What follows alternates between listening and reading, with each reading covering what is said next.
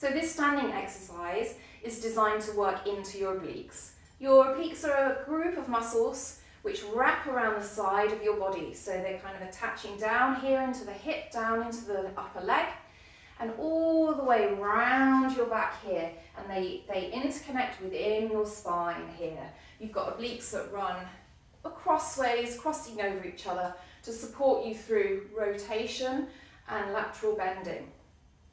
So it's a nice simple exercise to really start to get these obliques working independently, one side at a time.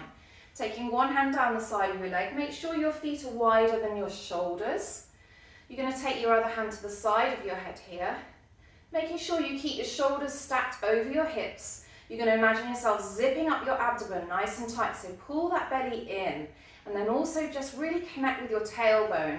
Make sure your tailbone is just nice and neatly tucked, so you can squeeze and engage through the glutes. You might also feel your quads squeezing a little bit, but I want you to keep a nice softness in your knees. This will stop the joints from jarring, and it's just a little bit kinder to your joints.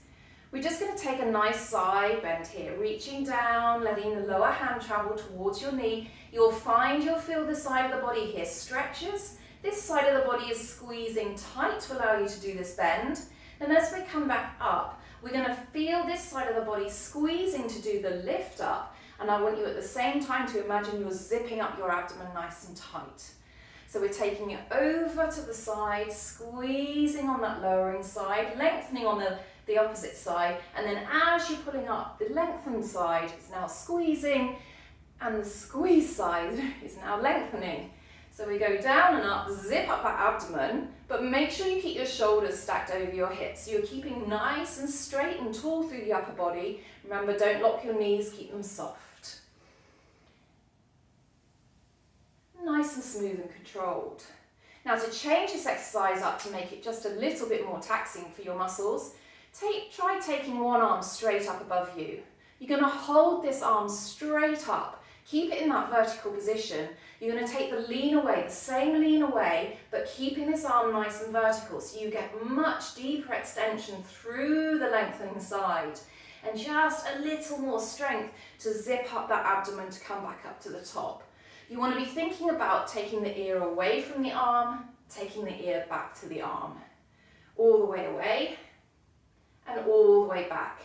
And again, making sure those shoulders are down, that they're stacked over the hips, that you're not twisting left or right as you do the side bend. And then to keep it nice and even for your body, you would repeat it and do the same exercises on the opposite side. There's a little tip if you find that you're slightly weaker on one side than the other. Try and do fewer reps on the stronger side for the time being, and try and even it up by building up the reps on the weak side to become about the same amount of strength as your stronger side. So if you can easily do 10 on your strong side, but you can't so easily do your 10 on the strong side, try and do 8 on your weaker side, and then keep your stronger side to maybe 7 reps. So that way you're still challenging your weak side to try and increase that rep count whilst not continuing to grow that strength on the stronger side.